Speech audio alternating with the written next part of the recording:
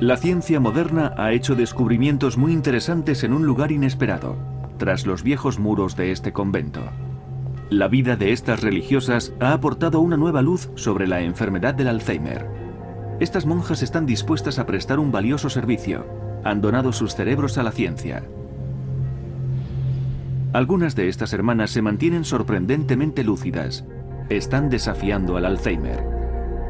Y además su vitalidad rebate las aceptadas teorías sobre cómo se produce la demencia.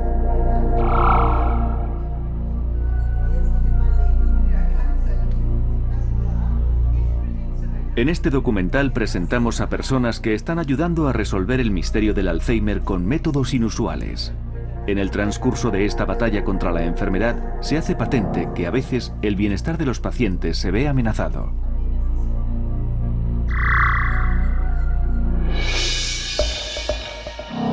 El misterio del Alzheimer.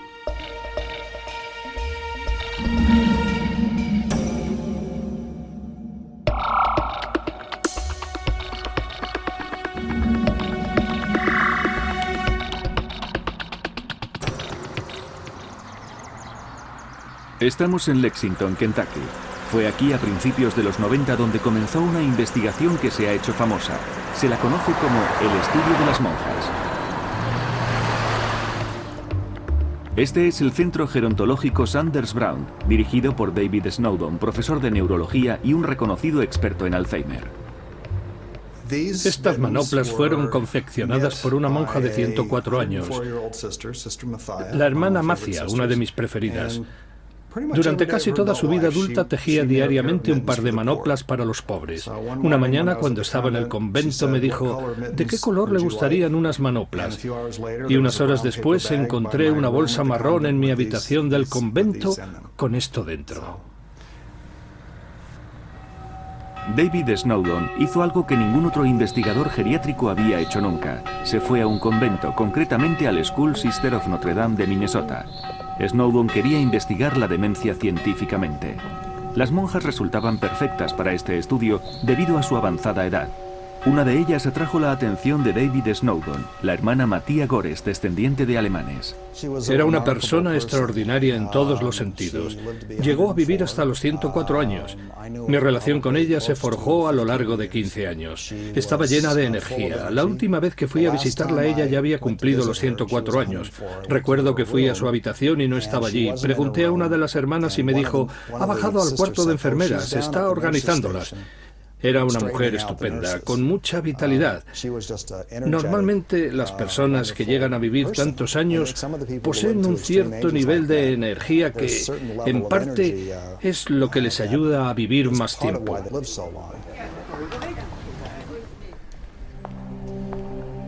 La hermana Mathia fue una de las más de 600 monjas que participaron en el programa de investigación que se llevó a cabo. La monja más joven tenía 80 años, la más mayor 107. Las hermanas fueron observadas, entrevistadas y examinadas médicamente con regularidad. David Snowdon les hacía test psicotécnicos, pruebas para analizar su memoria y capacidad mental. Mathia siempre obtuvo buenos resultados y a pesar de su avanzada edad no mostró ningún signo de Alzheimer.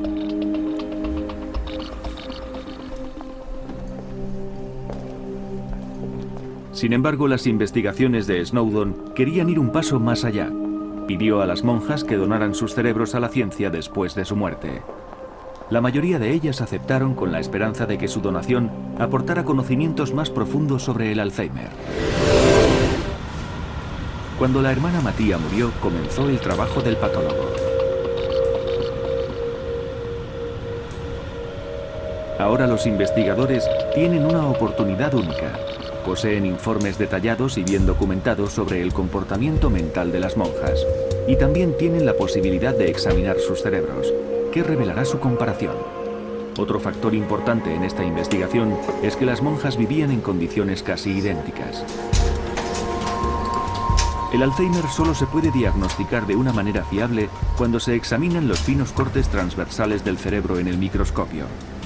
En seres vivos, incluso la tecnología de rayos X más moderna es incapaz de encontrar cualquier tipo de cambio en el cerebro causado por el Alzheimer. Sin embargo, en el cerebro de un fallecido se podrán ver a simple vista agujeros que demuestran un avanzado estado de Alzheimer. Así que David Snowdon se sorprendió al examinar el cerebro de la hermana Mattia. Todo apuntaba hacia los habituales cambios causados por el Alzheimer, fibras retorcidas conocidas como ovillos. Pero eso no era todo. Eran estructuras redondas, conocidas como placas. Estas placas estaban en todas partes. Se cree que estos depósitos son los verdaderos causantes de la enfermedad, pero Mattia no mostró signos de Alzheimer. Tuvo la mente totalmente lúcida hasta el día de su muerte. Con ella nos llevamos una sorpresa cuando vimos que en su cerebro había una gran cantidad de patología de Alzheimer. Y eso realmente nos sorprendió. No obstante, ella, como otras hermanas, podía tener un cerebro con Alzheimer y no mostrar los síntomas. Y fue este hecho lo que puso en cuestión la teoría ya conocida del Alzheimer. El mismo Alois Alzheimer describió los típicos cambios cerebrales hace 100 años. Los depósitos redondeados, las placas de Alzheimer, eran particularmente evidentes.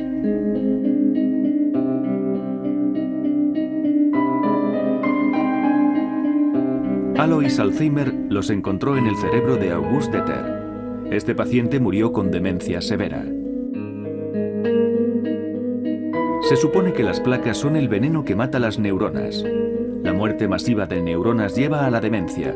La mayoría de los investigadores todavía cree esto hoy en día. Sin embargo, las placas pueden no ser la única causa. Esto se demostró incluso de forma más sorprendente en el caso de la hermana Bernadette. Tenía más de 80 años cuando David Snowdon empezó la investigación en su convento a principios de los 90.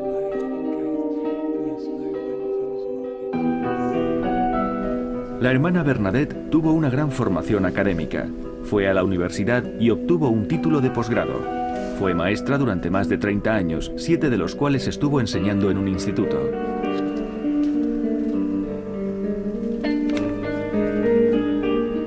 Snowdon le hizo los primeros test de memoria cuando tenía 81 años. Y tenía 84 años cuando realizó el último. En esa época, Snowdon no se imaginaba que ella sería un caso muy especial. Ella era una persona muy agradable, extremadamente perspicaz, y una de las cosas extraordinarias que destacaría de ella eran los resultados de nuestros test. Tenía una gran memoria. Los resultados que obtuvo fueron muy buenos. De hecho, en la mayoría de las pruebas que le realizamos a lo largo de varios años, incluso mejoró ligeramente en algunas.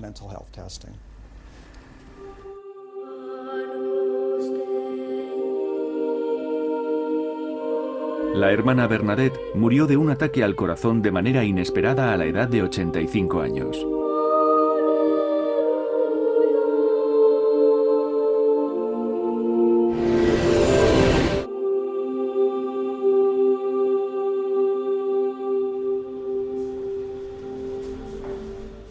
Cuando exploramos su cerebro, comprobamos que tenía uno de los tipos de Alzheimer más severos que jamás habíamos visto.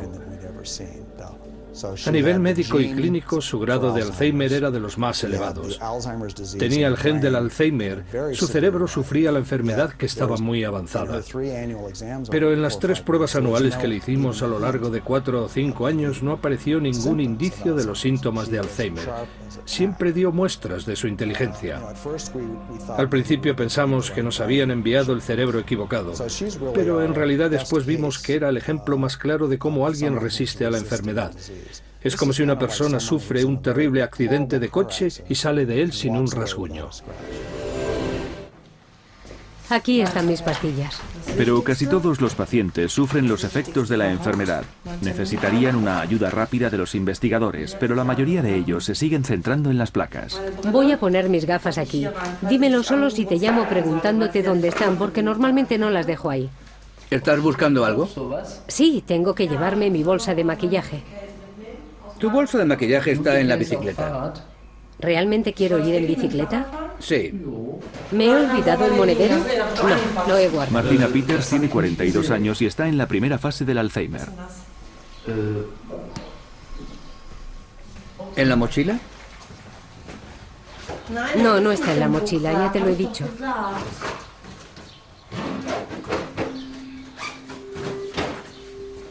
Señor Stefan. Sí, señora Peters. No está en la mochila. Me estoy volviendo loca. Tal vez los ha metido en la bolsa de la bici. No, ahí ya has mirado. Aquí no está. No lo encuentro. Ya. En fin. Ve con cuidado. Sí, te llamaré. Bueno, lo dejo todo en tus manos. Pero me llevaré estos 10 euros. Tengo que poner gasolina. Vas en bicicleta. Bueno. Me he confundido. Ve con cuidado. Vale. ¿Es por ahí? Hasta luego. Vas a llamarme, ¿no? Sí, lo haré. Te quiero. Yo también. Adiós, saluda a todo el mundo. Y no te olvides de limpiar aquí, está un poco desastroso. Sí, sí. Hasta luego. Hasta luego.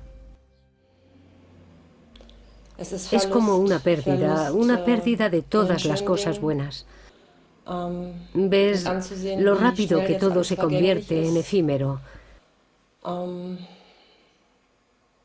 Sé que solo me queda un cierto tiempo para poder darme cuenta de las cosas y siento dolor.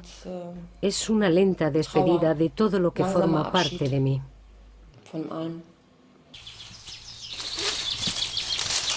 Martina padece un tipo de Alzheimer que es hereditario. Los afectados se enferman a una edad muy temprana, a veces incluso con 30 años. La madre y el hermano de Martina también están afectados.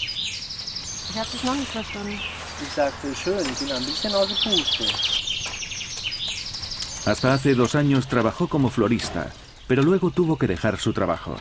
Ya no podía recordar nada, ni los pedidos ni las sumas de dinero.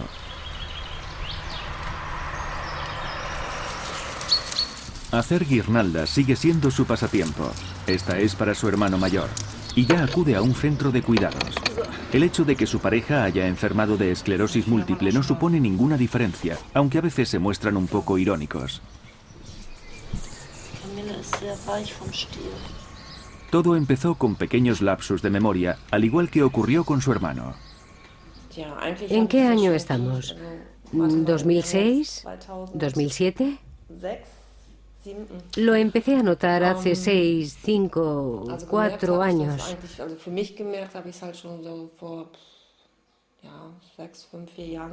No sabía que era una enfermedad hereditaria.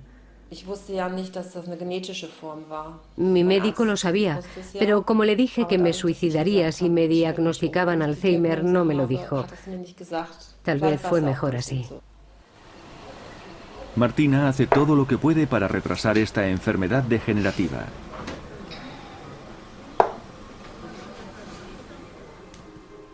Juega al ajedrez una vez por semana y lee mucho. Trata de estar mentalmente activa. Algunos científicos piensan que es muy efectivo.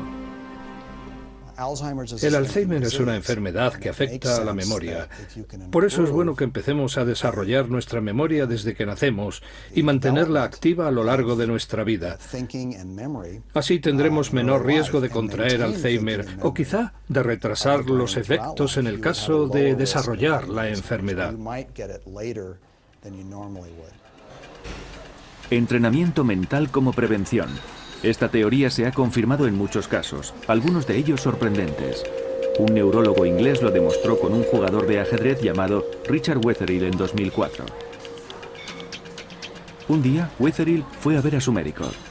Ya no era capaz de pensar con antelación 8 movimientos como hacía antes, ahora solo conseguía pensar 5. El médico le mandó a hacer unos test de memoria. Wetherill los superó de forma brillante, no mostraba ningún síntoma de demencia.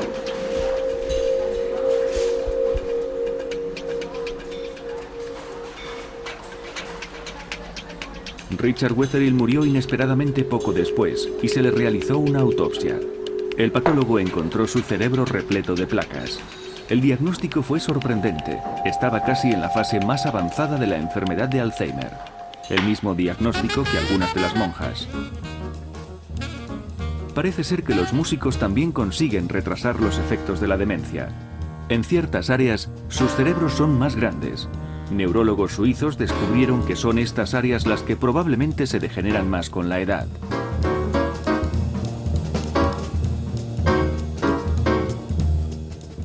En otro estudio, neurólogos norteamericanos descubrieron que tocar música conseguía frenar la demencia mejor que otras actividades mentales como la lectura.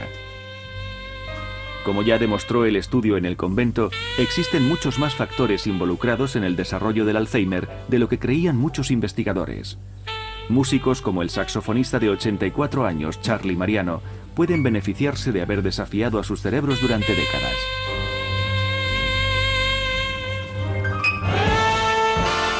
Tocar un instrumento requiere una compleja interacción mental y física.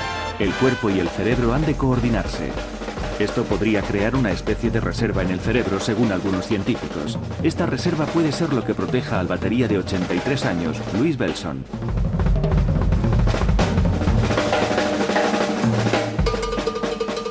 Pero ¿qué ocurre realmente cuando alguien desafía al Alzheimer? ¿O cuando alguien se ve afectado por la enfermedad? Investigadores alemanes están analizando estas cuestiones y se han encontrado con algunas contradicciones. Los sujetos estudiados por estos científicos no son personas, sino ratones.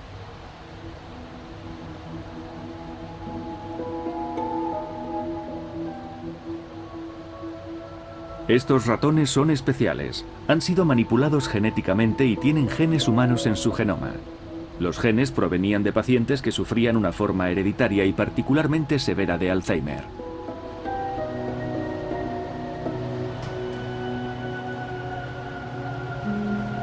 El resultado del estudio de estos animales puede suponer un gran avance para los investigadores, y por ese motivo han sido criados bajo una estricta seguridad y completamente aislados del mundo exterior.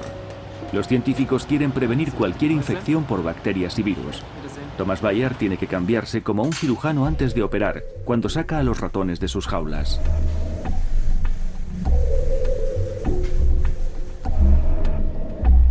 El Alzheimer no se desarrolla de forma natural en los ratones.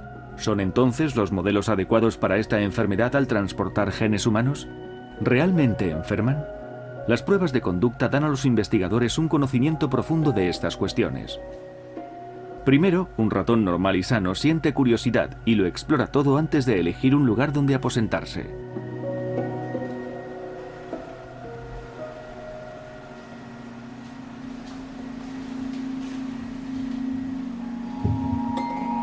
Luego, un ratón con Alzheimer.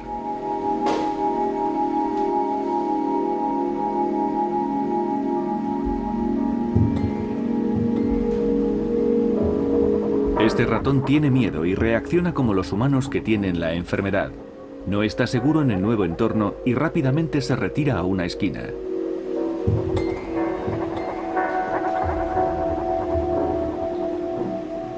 Thomas Bayer considera cruciales estas pruebas. Experimentar con ratones con Alzheimer que muestran los mismos síntomas que los humanos. Someten al ratón sano a un nuevo experimento.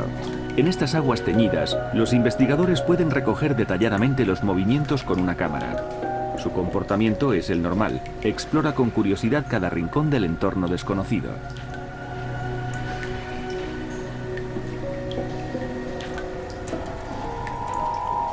Por el contrario, un ratón con Alzheimer gira sin rumbo fijo y sin dar muestras de querer explorar.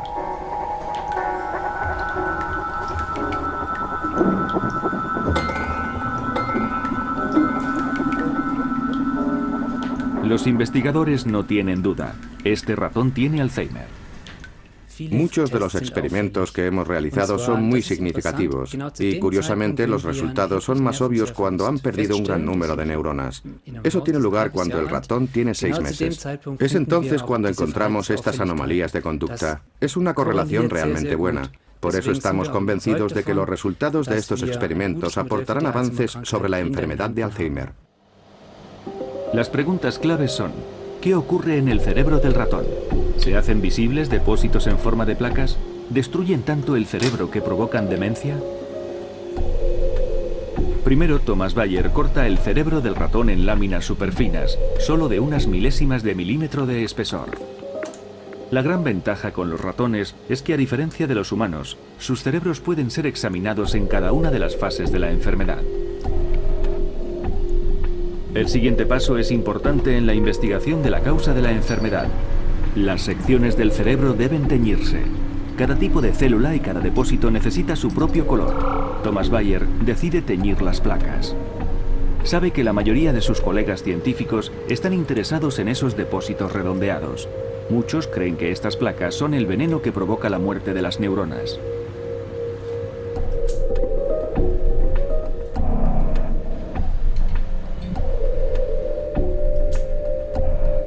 ¿Dónde están las placas en el cerebro? ¿Y dónde mueren las neuronas? Bayer también observa algo que contradice las teorías sobre el Alzheimer. Las placas están ahí, pero las neuronas mueren en otra parte.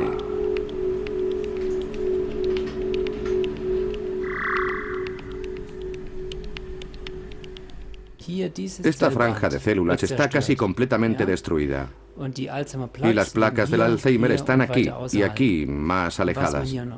Otra cosa que podemos ver aquí es que hay algo en las mismas células. Esto no son placas, son depósitos en las células. Y eso es lo que en realidad provoca la muerte de estas finalmente. A pesar de estos resultados sobre el estudio de la conducta y los exámenes del cerebro, todavía se están desarrollando nuevos medicamentos que solo atacan a las placas.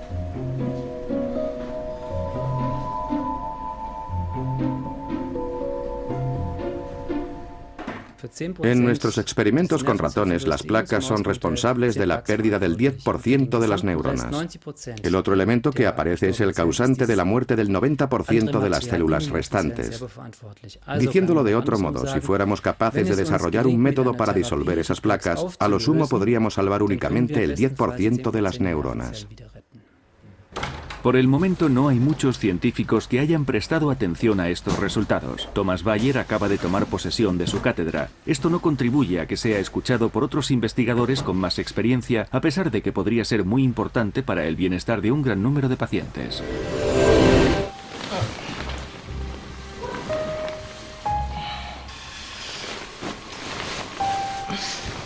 Si no mirara su teléfono móvil cada mañana, Martina Peters no sabría qué día de la semana es. Necesita ayudas como esta para poder manejarse en su vida diaria.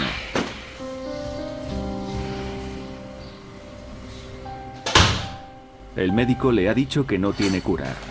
No tiene ninguna esperanza de que aparezca algún medicamento milagroso. Es realista. Un enorme reloj que puede mirar constantemente le ayuda a cumplir con las citas y a organizar el día. Tiene que ir comprobando la hora cada pocos minutos. Se le ha recetado una medicación especial para ayudarla en su concentración, pero Martina sabe que estas pastillas solo pueden retrasar, no prevenir el deterioro de su cerebro, algo que percibe día tras día. He hecho cosas como esconder dinero, aunque lo he encontrado un tiempo después. Eso es algo bueno, claro, porque así he tenido 10 o 20 euros más. Pero estas cosas van en aumento, y si no tuviera ciertas personas cercanas a las que puedo llamar y decirles dónde voy a poner las cosas, si pongo esto aquí o allá, estaría perdida.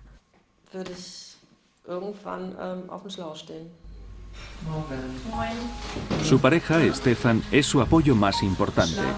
Habla con él de todas sus citas y de todo lo que necesita hacer, y él se lo recuerda a su debido tiempo. La vida diaria es también un reto para Stefan, porque a veces la frustración de Martina por sus olvidos se convierte en agresividad. Pero ¿cómo se supone que puede alguien afrontar el diagnóstico de Alzheimer, especialmente si tiene solo 42 años? Cuando me diagnosticaron la enfermedad, ya puedes imaginar mi conmoción. Primero pensé, ¿qué voy a hacer? ¿Me suicido estrellando mi coche? ¿Lo dejo en medio de las vías del tren?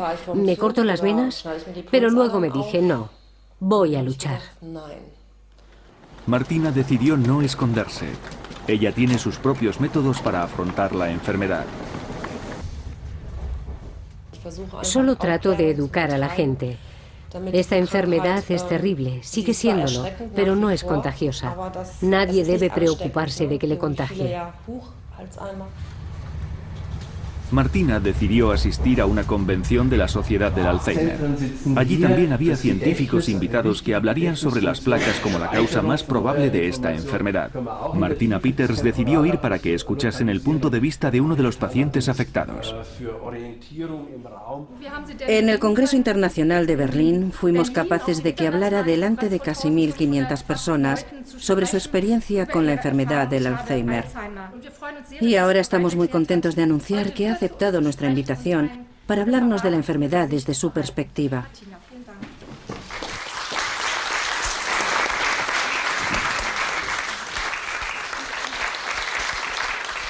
Damas y caballeros, amigos enfermos y familiares, para aquellos que no me conozcan, me llamo Martina Peters. Estoy muy feliz de que me hayan dado la oportunidad de hablar aquí para animar a otros que sufren de demencia y para dar algunos consejos sobre la vida diaria. Mi médico me confirmó el diagnóstico por teléfono. El diagnóstico es Alzheimer. Por teléfono. Mi opinión es que eso no estuvo bien. Quiero daros un consejo. Acudid siempre a la consulta con alguien cercano. Los asistentes saben que es muy poco habitual que alguien con Alzheimer admita tan abiertamente que padece la enfermedad. Con frecuencia los enfermos sienten vergüenza. Os lo aseguro, son mucho más fuertes de lo que creen.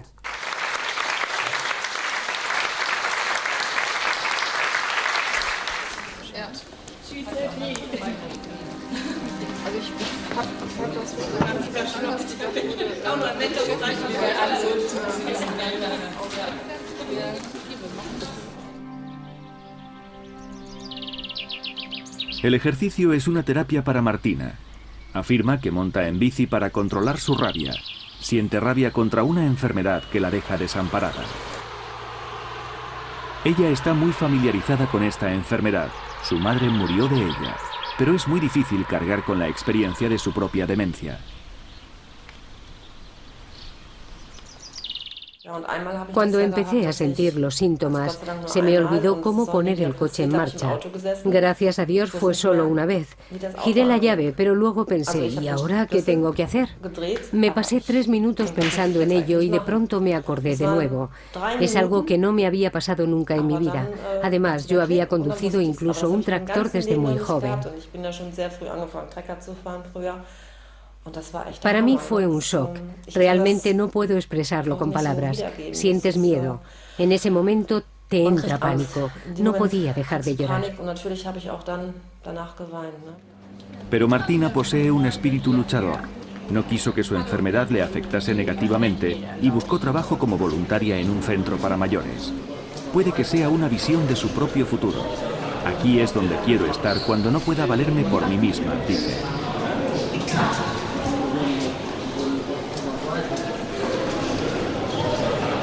Martina cuida de algunos de los residentes, va con ellos de paseo o practica juegos de mesa. Pero para ello, primero tiene que encontrarlos en un entorno con el que no está demasiado familiarizada. Ojalá supiera qué planta era, la primera o la segunda.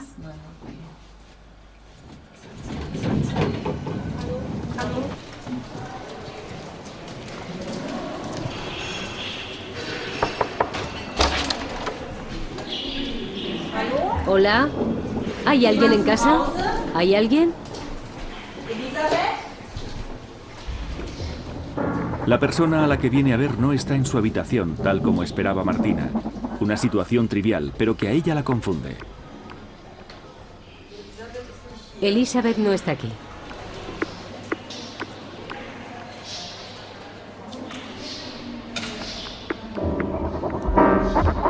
Se siente insegura. Por un momento sus pensamientos giran en círculos.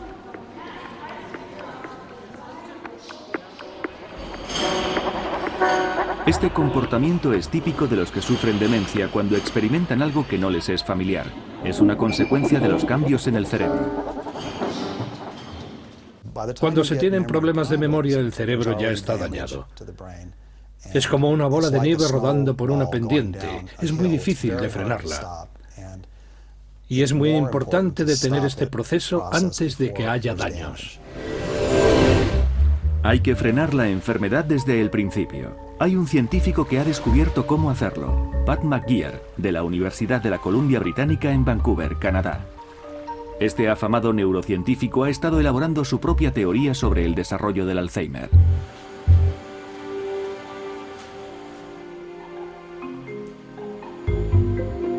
Sus estudios también contradicen las teorías más extendidas. El método que eligió para teñir muestras de tejido demostró ser clave en un descubrimiento inesperado. Generalmente teñía los segmentos de cerebros infectados con tintes habituales para hacer visibles las placas. Pero un día probó un tinte nuevo. En principio estábamos investigando si podría ser o no una infección vírica, ya que era lo que se barajaba en aquella época, principalmente el virus del herpes. No pudimos encontrar evidencia del virus, pero algunos expertos en inmunología decían, buscad ese marcador del sistema inmune HRLDR. Y lo hicimos. La primera vez que vi un trozo de cerebro teñido con este marcador del sistema inmunológico, casi me caigo del taburete, porque ahí estaban esas células. Era espectacular. Nunca habíamos visto nada así. Sin embargo, lo que vio por el microscopio no eran las placas que se ven siempre. Vio una gran cantidad de células cerebrales específicas conocidas como microglias. Estas células solo se encuentran concentradas en ese número si el cerebro está inflamado. Pat McGeer decidió investigar en la biblioteca. ¿Nadie había visto antes estas particulares células en el cerebro de un enfermo de Alzheimer? ¿Podría ser quizá el Alzheimer una inflamación del cerebro? Finalmente encontró un artículo científico de 1919. Hablaba de las células microglias en los cerebros con Alzheimer. McGeer se dio cuenta que su colega había llegado a la misma conclusión 90 años antes.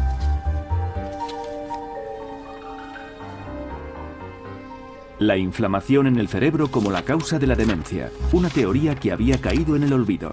McGeer quería ahora demostrar que era cierta.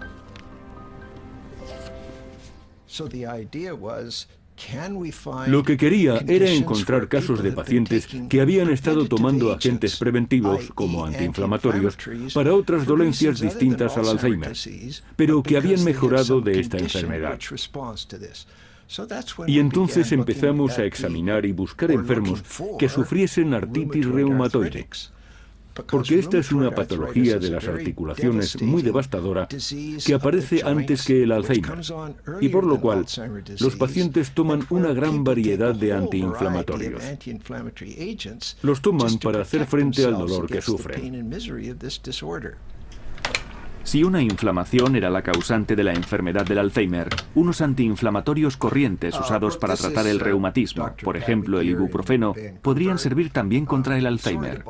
Pat McGeer habló con reumatólogos expertos de todo el mundo y les preguntó si tenían pacientes que tuvieran problemas reumáticos y que además padeciesen la enfermedad de Alzheimer. Me dice que no tiene ningún caso, pero lleva años tratando a pacientes y seguro que debe haber alguien que más tarde haya desarrollado la demencia. Muchísimas gracias. Al principio nadie le creía, pero consiguió encontrar un reumatólogo que había tenido un paciente de avanzada edad con Alzheimer. Doctor, me han aconsejado que le llamara porque lleva muchos años ejerciendo como reumatólogo. ¿Tiene algunos casos de este tipo? ¿O tiene algún informe sobre ello? Siguió sin obtener resultado, pero también sabía que sus colegas no se tomarían en serio una encuesta telefónica. Necesitaba informes clínicos. Tenía que encontrar a un médico que hablase en sus informes sobre pacientes con enfermedades reumáticas que sufrían otras enfermedades. Finalmente tuvo suerte. ¿Tiene informes? Eso es estupendo. Muchísimas gracias. Me pondré en contacto con usted pronto. En ese momento surgió la posibilidad de examinar a un grupo de pacientes con reuma y con Alzheimer que habían tomado antiinflamatorios y podíamos comprobar cómo habían desarrollado esta enfermedad. Y pudimos comprobar que los antiinflamatorios funcionaban. Puede que no sea muy agradable padecer artritis reumatoide, pero la medicación protegerá tu cerebro. Esta investigación tuvo una gran repercusión entre la comunidad científica. ¿Podrían unos medicamentos tan económicos y asequibles como el ibuprofeno y el diclofenaco frenar el Alzheimer? Hace falta investigar más, pero Pat McGeer es optimista. Esto es una luz de esperanza para la gente.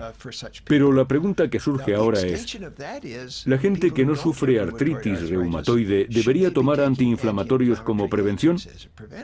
Y basándonos en lo que conocemos sobre el cerebro y lo que hemos observado a nivel epidemiológico, mi conclusión es que obviamente sí.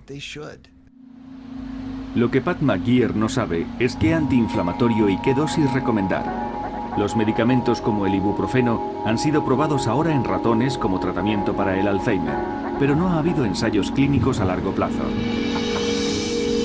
Pat McGeer no ha conseguido los fondos necesarios para realizar su investigación. No hay una sola empresa en todo el mundo interesada en invertir en sus estudios. La razón fundamental es que si se utilizan medicamentos ya conocidos, la patente es la misma, y eso disminuye los beneficios de las farmacéuticas de manera muy ostensible. Las primeras pruebas con animales demuestran que los avances podrían ser importantes. Investigadores alemanes de la Universidad de Münster han estado mezclando ibuprofeno con la comida de los ratones.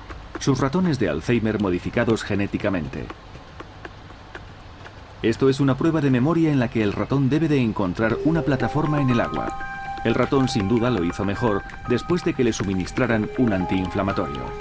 Pero la industria farmacéutica prefiere no desarrollar una medicación para el Alzheimer basada en los resultados de este estudio. No les interesa.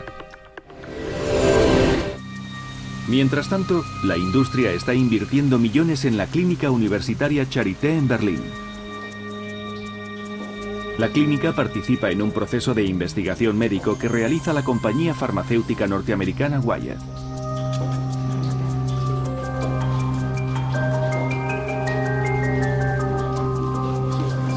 La unidad de psiquiatría de la clínica Charité ha seleccionado a un grupo de pacientes con Alzheimer para someterles a un estudio. Se les suministrará un nuevo tipo de medicación.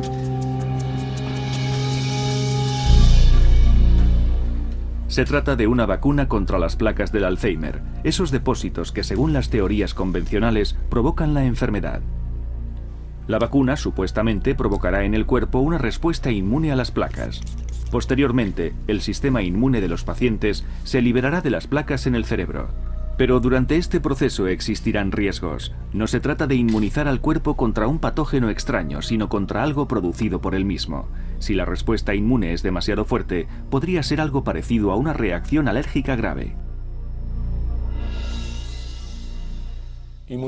Las terapias inmunológicas siempre conllevan el riesgo de que, con la respuesta inmune, puedan ocurrir cosas con las que nadie había contado previamente. Por otro lado, existe un gran número de experimentos con animales y con personas cuyos resultados demuestran que el riesgo que corre cualquiera sometiéndose a la inmunización contra el Alzheimer es aceptable en términos médicos. ¿Un riesgo aceptable? En 2002, científicos suizos fueron los primeros en probar un medicamento similar contra las placas.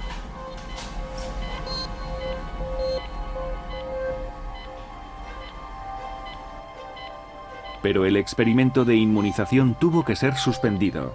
De los 300 pacientes, 15 sufrieron una inflamación del cerebro que puso en riesgo sus vidas. Evidentemente, su respuesta inmune fue muy fuerte. Para 2 de ellos, la ayuda llegó demasiado tarde. La vacuna para el nuevo experimento ha sido modificada y sintetizada de nuevo, pero eso no ha tranquilizado a los críticos. Se entra en un territorio sobre el que no tenemos el suficiente conocimiento para saber cómo conseguir que funcione algo así.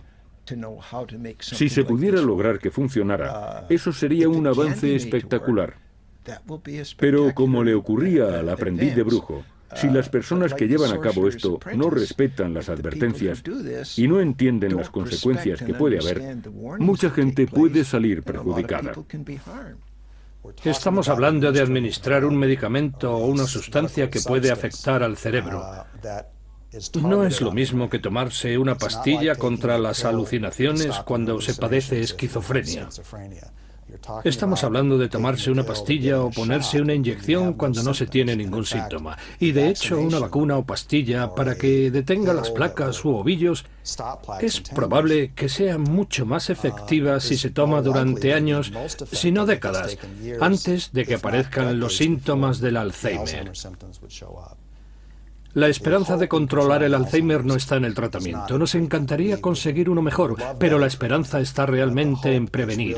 Hay que hacerlo antes de que se produzca el daño cerebral.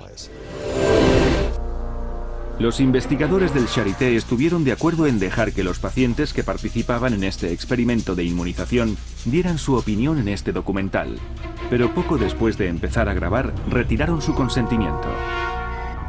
¿Qué tiene que decir al respecto el jefe de la investigación, Matías Ripe, ante la cámara?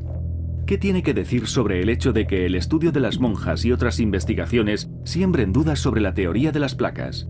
Y es más, ¿por qué está vacunando contra las placas? El profesor Riepe nos dio sus respuestas, pero posteriormente nos prohibió que las emitiéramos. Una posible explicación a este secretismo puede que se encuentre en este fax. Wyeth, el fabricante de la vacuna, se lo envió al científico jefe del estudio poco antes de grabar su intervención en el documental. En él dice textualmente: declaraciones y comentarios a terceras partes, incluidos los medios, solo podrán hacerse después de un acuerdo previo con Wyeth. Parece que alguien tiene miedo a las preguntas comprometidas, ya que el desarrollo de esta cara vacuna tiene que quedar amortizada lo antes posible. Las empresas farmacéuticas no quieren que se utilicen medicamentos ya patentados, aunque pudieran ser más eficaces. Se hacen ensayos clínicos con medicamentos que llegan a ser muy caros. Si dependes de empresas cuyo objetivo es ganar dinero, prefieren que se hagan estudios con medicamentos nuevos. De esta manera obtienen mayores beneficios. Muchos de los medicamentos ya patentados son mejores. ¿Y por qué son desechados? La razón es porque son demasiado baratos. Es una explicación muy simple. Martina está tomando una medicación experimental contra el Alzheimer. Su memoria y concentración han mejorado temporalmente.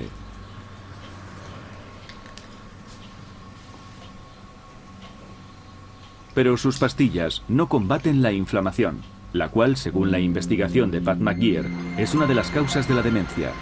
E incluso si esta inmunización lograra funcionar, para Martina la solución llegaría demasiado tarde.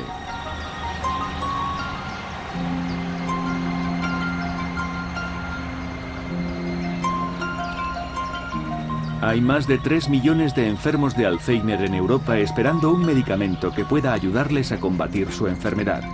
Muchos de ellos solo quieren que la industria farmacéutica deje de ignorar algunas investigaciones que podrían descifrar el misterio del Alzheimer.